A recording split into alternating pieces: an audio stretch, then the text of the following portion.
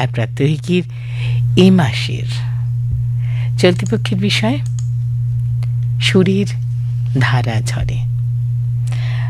আজ শেষ দিনে যার লেখা দিয়ে শুরু করব তিনি চামেলি চক্রবর্তী, চন্দননগর, হুগলি থেকে আমাদের লিখেছেন।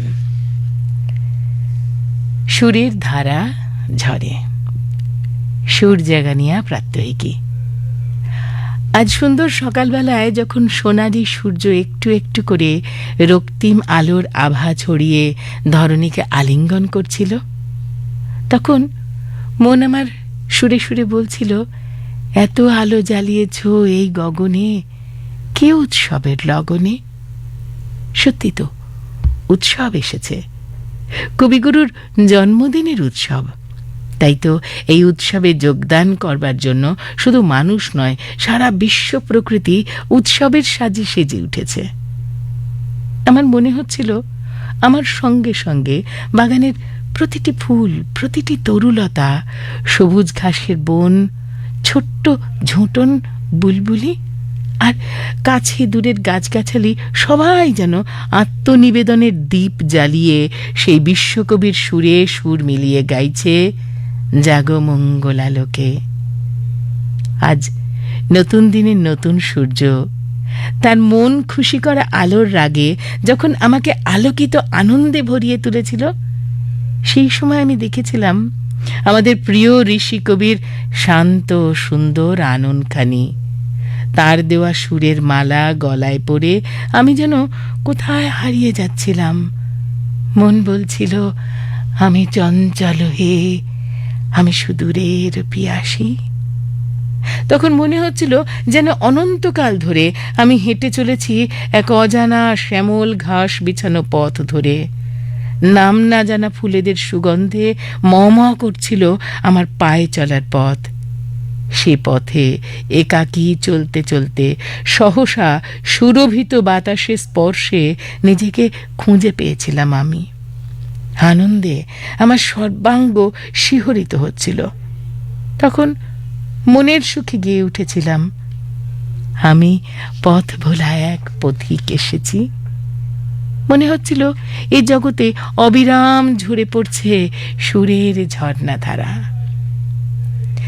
কৃষ্ণা সপ্তমীর আধখানা চাঁদ যখন ভরা গ্রীষ্মের রাতে ঝুলতে থাকে আকাশের কিনারায়, আর ধরণীর বুকে ভেসে আসে লেবু ফুলের সুগন্ধ, সেই সময় অপূর্ব মাদকতায় ভরা রহস্যময় রাতে রাঙিনায় দাঁড়িয়ে আমি খুঁজে বেড়াই সেই সুরের সাথীকে, যে বলেছিল, চক্ষে আমার তৃষ্ণা, ওগো তৃষ্ণা আমার বক্ষ জুড়ে। রাতের প্রহরগুলো যখন নিঃশব্দে বয়ে যায়, তখন সে নীরব রাতের সুর শুনতে শুনতে আমার মনে হয় এই বিশ্ব চরাচরে সুর ছাড়া আমার আর কেউ নেই। তাই তো তোমার মরমী গানের সুর আমার কানে কানে বলে যায়, তোর গোপন প্রাণের একলা মানুষ যে, তারে কাজের পাকে জড়িয়ে রাখিস নে। তার একলা ঘরের ব্যথা হতে উঠুক না গান নানা স্রোতে, তার আপন সুরের ভুবন মাঝে তারে থাকতে দে। মাধবীলতার শুভেচ্ছা সহ চামেলি চক্রবর্তী লিখেছেন চন্দননগর, হুগলি থেকে।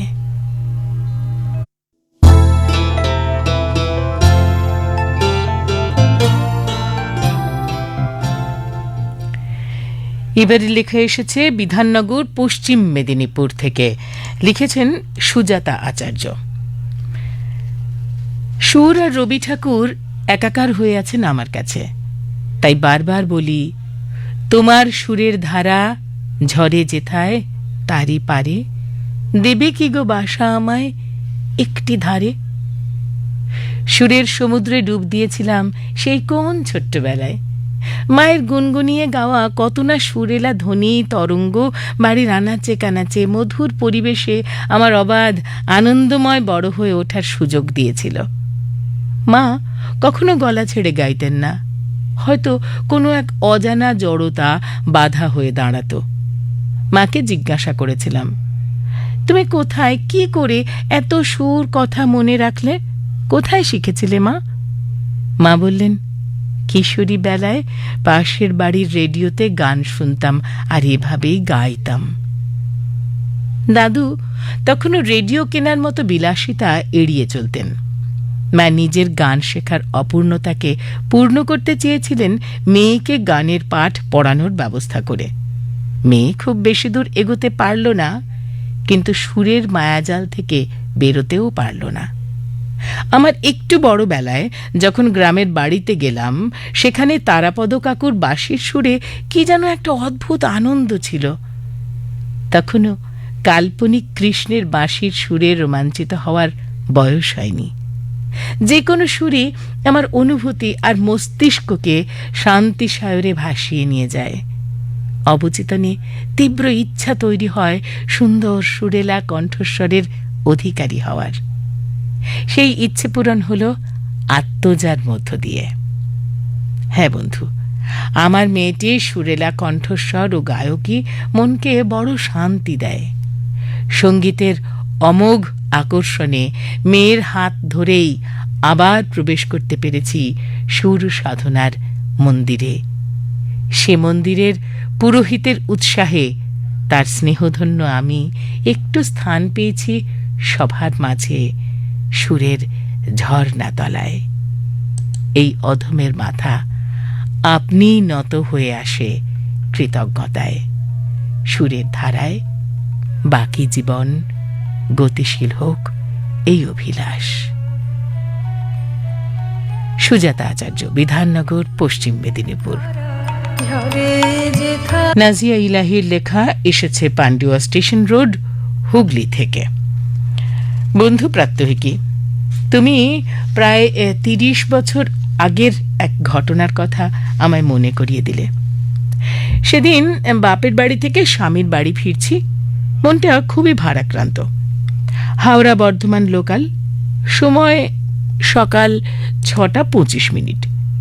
লেডিস কামরায় জানলার ধারের পাশের সিটে বসেছি। চোখ দুটো দূরে, আরো দূরে তাকিয়ে। আনমনা কানে ভেসে এলো আগুনের পরশমণি ছোঁয়াও প্রাণে। ঠিক তখনই আমার প্রাণে জল তরঙ্গের মতো সুর ভেসে উঠল। পবিত্র, বড় পবিত্র লাগছিল নিজেকে। নিজের অজান্তেই চোখ দুটো জড়িয়ে আসছিল। প্রাণের ভিতরে পুরনো পাখিটা মনের আনন্দে মনে মনে অচেনা গলায় গলা মিলিয়েছিল। সে যে কি বিচিত্র অনুভূতি। ঘণ্টার ধ্বনির মতো ট্রেন ছুটছে। হঠাৎ গান থেমে গেল। জানলা দিয়ে উঁকি মেরে দেখি ৫-৬ জন বন্ধু মিলে নেমে গেল। স্টেশন উত্তরপাড়া। ট্রেনের হুইসল। আবার ট্রেনটা আস্তে আস্তে চলতে লাগলো। কানে এলো, তবু মনে রেখো, যদি দূরে যাই চলে।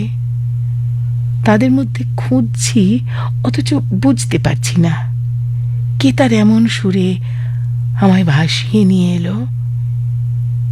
ভিড়ের মধ্যে কানে শুনেছিলাম, তাকে চোখে দেখতে পাইনি। নাজিয়া ইলাহি, পান্ডুয়া স্টেশন রোড, হুগলি থেকে লিখেছেন।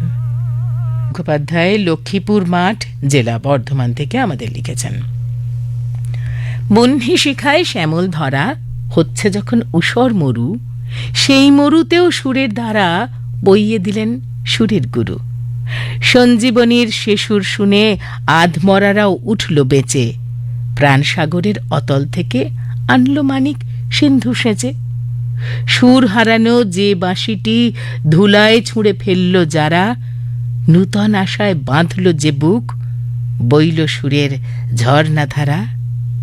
লাগায় দোলা সবার প্রাণে ঝর্ণাধারার কলধ্বনি। ঝরিয়েছিল সুরের ধারা ছন্দ দোদুল মন্দাকিনী। চম্পা যুথি সতেজ হল সুরের ধারার ধারা স্নানে। সুরের সুবাস ছড়িয়ে দিল সুর পিয়াসী সবার মনে। পাগল করা শিশুর শুনে টুটল বাঁধন পাষাণ কারা।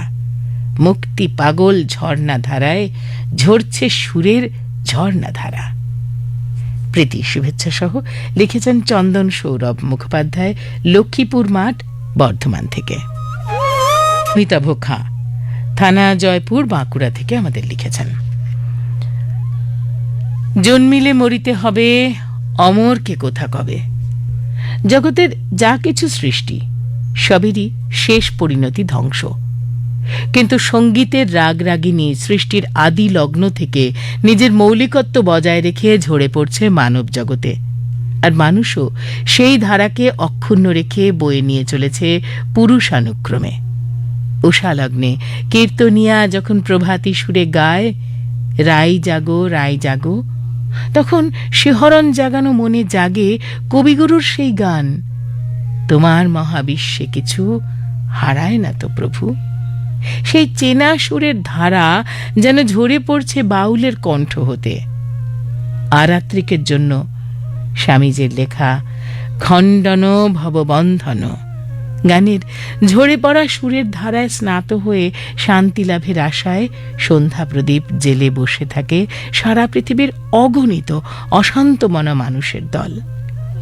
আবার জগতের পশু পাখি, গাছপালা, গ্রহ, নক্ষত্র, তারা, আকাশ, বাতাস সবাই তাদের নিজস্বতা রক্ষা করে নিজেদের সুরের মাধ্যমে। যেমন ফুল ফোটে তার নিজস্ব ছন্দে, মৌমাছিরা উড়ে আসে নিজের সুরে গুনগুনিয়ে, হায়নার অট্টহাসি সেও নির্দিষ্ট সুরে বাঁধা, যা চিনিয়ে দেয় তার হিংস্রতাকে। মানুষের আর্তনাদ আর উচ্ছ্বাসের তফাৎ বোঝা যায় ঝরে পড়া সুরের অভিব্যক্তি দিয়ে। মহাকাশে গ্রহ, নক্ষত্র, তারারাও ছুটছে তাদের নির্দিষ্ট সুর, তাল, লয় মেনে সংঘর্ষ এড়াতে। এভাবে প্রত্যেকে জীবনের ঝরে পড়া সুরের ধারাকে অবলম্বন করে নিজেদের সত্তাকে বজায় রেখে তুলে দেয় পরবর্তী প্রজন্মের হাতে। তাই যতদিন ঝরে পড়া সুর বেসুরো না গাইবে, ততদিন পৃথিবীটা থাকবে সুন্দর, না হলে অস্তিত্ব হারাবে আমাদের সাধের এই পৃথিবী। সকলকে অনেক অনেক ধন্যবাদ, নমস্কার, শ্রদ্ধা জানিয়ে শেষ করেছেন অমিতাভ খাঁ, জয়পুর, বাঁকুড়া থেকে। বন্দ্যোপাধ্যায় লিখেছেন ছামনা, বীরভূম থেকে। প্রিয় প্রাত্যহিকী, আনন্দধারা বহিছে ভুবনে, সুরের ধারাও বহিছে ভুবনে। এই যে বাতাসের ছোঁয়ায় পাতার মর্মর ধ্বনি, পাখিদের কলতান, ভেকের মকমকানি, ঝিঝির ডাক, বৃষ্টিপাতের শব্দ, কান পাতলেই সুরের উপস্থিতি, এগুলোতে বেশ বোঝা যায়। সুরতরঙ্গের তরঙ্গ মননেন্দ্রিয়ের সূক্ষ্ম তারে আঘাত করে আনন্দের ধারা বইয়ে দেয় আমাদের চেতনায়, মননে, দৈনন্দিন কাজকর্মে সেই ছেলেবেলা থেকে। কেমন করে বলছি শোনো। মধু চাঁদের লাগি, কুমুদি রহে জাগি। এক পিতা গান ধরেছে হারমোনিয়াম বাজিয়ে, তবলায় সঙ্গত করছে পুত্র। পিতা গানের একটা বিশেষ জায়গায় ঝোঁক দিয়ে পুত্রকে বলছে, এখানে সম। বীরভূমের এক গাঁয়ের মাটির দাওয়ায় বসে এক বাটি মুড়ি নিয়ে খাচ্ছে, দেখছে, শুনছে এক ক্ষুদ্র বালক। নিকোনো উঠোনে তালপাতার চাটাই পেতে হ্যারিকেনের আবছা আলোয় পিতা পুত্রের সঙ্গীত চর্চা। বালকটিও আনমনে কতকটা না বুঝেই বাটিতে ঘা মেরে মেরে তাল খোঁজে। প্রায় প্রতি সন্ধ্যায় বসে সেই আসর। কত গান, কত রকমের গান, প্রতি ঋতুর গান। একবার পিতা গায়, পুত্র বাজায়, পরক্ষণেই উল্টোটা ঘটে, পুত্র গায়, পিতা তবলায়। প্রসঙ্গত বলি যে এই দুজন হলো ওই বালকের পিতা এবং ঠাকুরদা। ততক্ষণে শ্রোতা জড়ো হয় অনেকটা রাত পর্যন্ত চলে গান বাজনা। প্রতি সন্ধ্যা এইভাবে ভরে ওঠে সুরের ঝর্ণা ধারায়। বালকটি বড় হয়, অনুভূতি সবল হয়।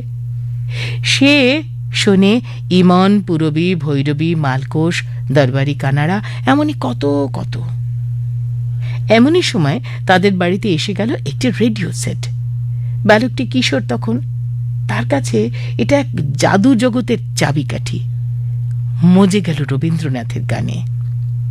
তারপর থেকে এই বার্ধক্যের শুরু পর্যন্ত দিন যাপনের পাথেও এই গান, সুর তার হিয়ার মাঝে আনন্দ, বেদনা, আশা, ভালোবাসা সর্বক্ষেত্রে বয়েই চলেছে এই ধারা নিরবচ্ছিন্নভাবে বেঁচে থাকার রসদ জুগিয়ে। তরুণ বন্দ্যোপাধ্যায় ছামনা বীরভূম থেকে লিখেছেন। শিউরি বীরভূম থেকে লিখেছেন। প্রিয় মানস সাথী প্রাত্যহিকী, কোন আদিকাল থেকে এই জগতের শাখায় শাখায় ঝরে চলেছে অনন্ত সুরের নির্মল ধারা। এই অন্তহীন সুরের ধারার উৎস এক এবং অভিন্ন, সে আমাদের অন্তর্লোক। মায়ের কোলে দোল খেতে খেতে সুরের আনন্দ লাভের নিভৃত বাসনা জাগে মনে। সে সুরে মুগ্ধ হয়েছি আমরা সকলে। খুলে গিয়েছে বাতায়ন, এসেছে বাইরে থেকে সুর, খুলে গিয়েছে বাইরে পা বাড়াবার পথের রুদ্ধ দুয়ার। মুগ্ধ হয়ে কান পেতে শুনেছি সকল রসের আনন্দের সুর, কি অসীম বৈচিত্র্য। সুরের আনন্দ আবেশে করেছি বিশ্ব পরিক্রমা। কতকাল ধরে ঘুরে চলেছে মানব হৃদয় দেশ দেশান্তরে। হৃদয় ভরেছে হৃদয়ের সুরে, পেয়েছে মধুর সুরের সন্ধান সুরহীনের মাঝে। এ যে মানব হৃদয়ের সৃষ্টি, উদ্গাতা মানুষ সিন্ধু, গোদাবরী, কাবেরী কিংবা টাইগ্রিস, ইউফ্রেটিস, নীল বা ভলগা, মিসিসিপি, টেমস, সকল তটে বাজে একই অনন্য সুর। এ মানব হৃদয়ের কথার রাগ রাগিনী।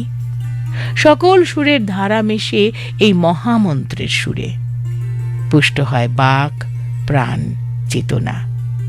ধর্মাধর্মতীত সুর অবিরত ঝরে, জাগায় চৈতন্য। হৃদয়ে বাজে সুর, কহে কবীরো শুনো ভাই সাধো। হৃদয়ে ঝরে পূর্ণ আনন্দময় সুর। পূর্ণ আনন্দময় হয়ে উঠুক সকল প্রাণ। সকলের মঙ্গল কামনায় ধৈর্যটি চট্টোপাধ্যায়, শিউরি, বীরভূম। দ্রুততার সঙ্গে এবারে চিঠি জন্মেঞ্জয় সাহু, বেলদা, পশ্চিম মেদিনীপুর। সুরের ঠাকুর রবি ঠাকুর, তোমাকে বলি, আমি আমার জন্মের আগে থেকেই তোমার সুরের ঝর্ণাধারায় স্নাত হয়ে আসছি। তুমি বলবে, তা কি করে হয় রে পাগল? আমি বলবো, হয় গুরুদেব, হয়েছে। কেমন করে হয়েছে তাই বলছি। আমি যখন মাতৃগর্ভে ছিলাম তখন মা আমাকে তোমার গান শোনাতেন। মায়ের হিরণময় কণ্ঠে তোমার সেই স্বর্গীয় সঙ্গীতের সুর মায়েরই শরীরের মধ্যে থেকে চোখ বন্ধ কিন্তু কান খোলা অবস্থায় আমি শুনতাম। তারপর একদিন পৃথিবীর আলো দেখলাম। এরপর থেকে আমার জীবনে শুধু বহে নিরন্তর তোমারই সুরের ধারা। তোমার সুরে ভরিয়ে নিয়ে চিত্ত আমি আমার জীবন পথে এগিয়ে চলেছি। সুখের প্রাতে যেমন, দুঃখের রাতেও তেমনি আমার অবলম্বন, আমার জীবন সঙ্গীত তোমারই গান, তোমারই সুর। সেই অমৃতময় সঙ্গীতের সুর আমার আনন্দের সঙ্গী, শোকের সান্ত্বনা। দুঃখের বৈশাখী তাপে যখনই দগ্ধ হয়েছি, তখনই তোমার স্নিগ্ধ শীতল সুরবর্ষণ শ্রাবণের ধারার মতো ঝরে পড়েছে আমার ওপর। বিশিষ্ট সাহিত্যিকের মতো আমিও বলি, তোমার গান আমার উপবাসী অন্তরের অন্ন, আমার তৃষাতুর প্রাণের তৃষ্ণার জল, আমার সংক্ষোভময় হৃদয়ের শুশ্রূষা। তুমিই বলেছিলে, হয়েছে শেষ, তবুও কিছু বাকি। কিছু তো গান গিয়েছি রাখি, সেটুকু নিয়ে গুনগুনিয়ে সুরের খেলা খেলো। কিছু গান নয়, তুমি রেখে গেছো অজস্র অসামান্য গান, সেগুলি নিয়ে গুনগুনিয়ে সুরের খেলা খেলি সকাল, সাঁঝে, দুপুর, রাতে। তোমার সুরের রং না লাগলে ফিকে হয়ে যায় আমার দিনগুলি, রাতগুলি। এভাবেই আমার দিন কেটে যায়। আবার আমার শেষের সেদিনের জন্য আমি নিশ্চিন্তে নির্ভয়ে বসে রয়েছি। যেদিন আমার ভাঙবে দুয়ার আর কাটবে দড়াদড়ি, সেদিন শেষ পারানির কড়ি হিসেবে কণ্ঠে নেব তোমারই গান। তুমিই হবে আমার সুরের নে, আমাকে এপার থেকে ওপারে নিয়ে যাবে তুমি, তোমার ভাষাতেই শেষ কথাটি বলি, আমার দিন ফুরাবে যবে, যখন রাত্রি আঁধার হবে, হৃদয়ে মোর গানের তারা উঠবে ফুটে সারে সারে। জন্মেঞ্জয় সাহু, বেলদা, পশ্চিম মেদিনীপুর থেকে লিখেছেন।